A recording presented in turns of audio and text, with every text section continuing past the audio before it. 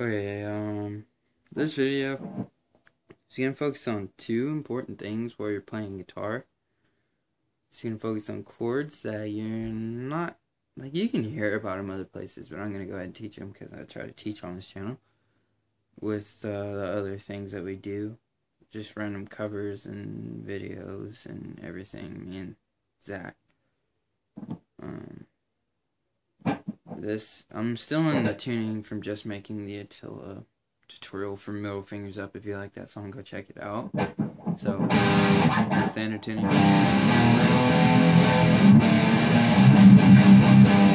So yeah, I'm going to be teaching chords that are in some of your favorite songs, I bet, that are really, they're not important, but they're kind of, they're nice things to know if you want to play certain parts of songs. So here you go. Here's one chord. It's an octave chord. It's a I'm going to be teaching harmonics too, by the way. So this is going to be kind of a long lesson, but you can fast forward to either part. An octave chord goes like this. It's like a power chord where it's always spaced out. By the way, power chord, that's another thing. Power chord is, it's always three. It takes up three things, or three frets. They're spaced out with one open in the middle.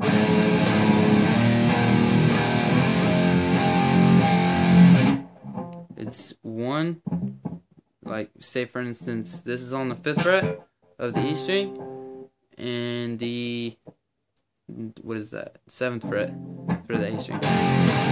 It'll do that with any strings except for your B and your G string.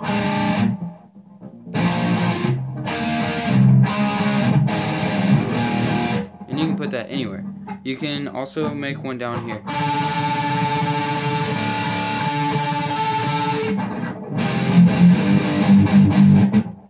So yeah, that's your power chord. But your octave chord is like the same position, but take your 3rd finger when you're playing your power chord, however you play them. Some people play it with 2 fingers. I play it with my 3rd finger. Some people do it with a pinky as a power chord.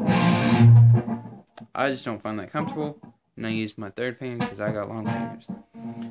So it's 1 here on the A string, or 5. For instance, I mean, you can put this in, but you want to put your A string on 5th and your G string on 7th. So, and you want to block with your middle finger most likely, and low strings block with your pinky. But you can move that anywhere. And when you're in a standard tuning, you have you actually have an octave chord here that you can do with the E string and the D string. Just same positions, just move different chords.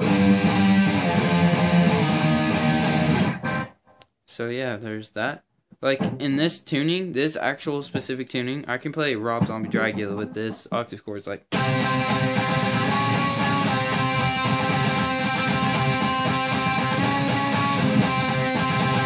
I'll be making a tutorial of that too later. But power chords,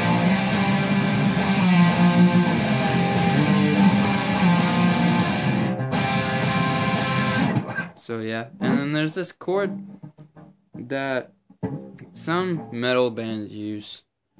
Actually, funny thing is, I made it up on acoustic on accident and found out that it's a chord that you use a lot in the music I like. Like Upon This Dawning uses it. If you like them, I'm gonna make tutorials for them too. But it's, take your finger on the B string. You want to space 4 frets. You want to span of 4 frets. On the B string, for instance, you can put it on the 7th fret and on the 10th fret, and you get this noise. If you're a fan of Upon This Dawning, in the song of Human Action, you hear it a lot. They space it all over the place.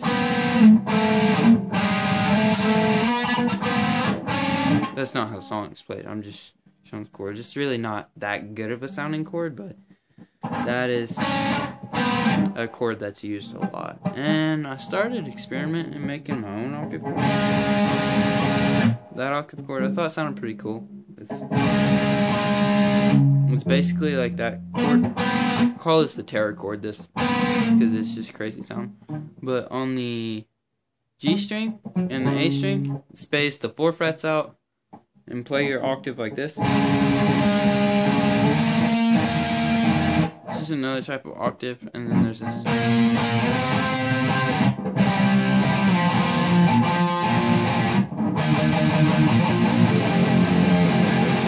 Okay, those are power chords. I might think about the chords later to show y'all on electric. And pinch harmonics and stuff, the oh, I can't get it.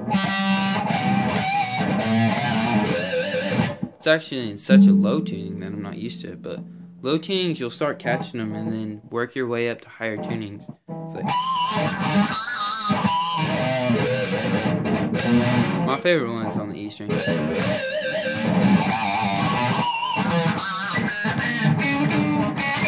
I can't ever catch it on the bottom string.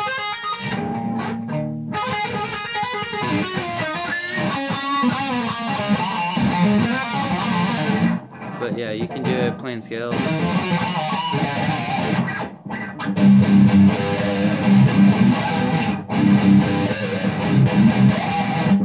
But yeah, it's as easy as that. You want to, like, basically you take this side of your skin and you pinch tight. Like, you can actually see me flexing when I do it because I pinch tight and turn the pick. And it's basically like, here, I'll try to get you close up in here.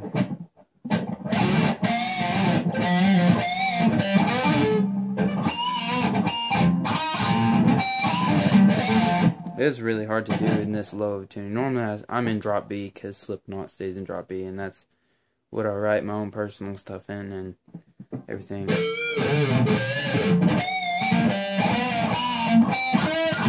I don't experiment with tunings too much, so yeah. There you go. Those are those pinch harmonics. Not very good for you to hear, but you hear them in your music that you listen to, I'm sure. I'm sure if you listen to Motionless and White, you've heard it before. But, then there's natural harmonics. Like, take for instance, you can go right here to the 5th fret, everything on the bottom here. Just this bar right here. Barely put your finger above it, and you get that sound. You can do that with all the strings. Some of them are harder than others.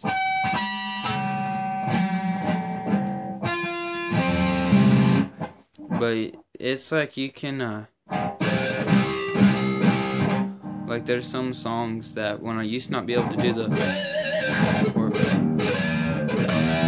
just hold it, I used to just substitute and do this.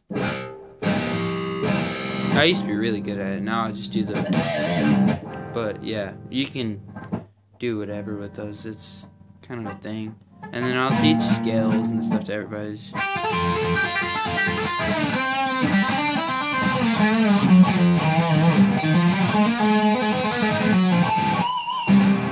And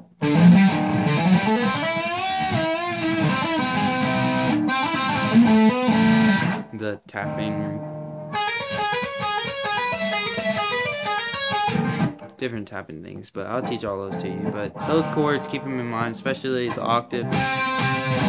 Especially here, I'll play something for anybody that's an Asking Alexandria fan that's here.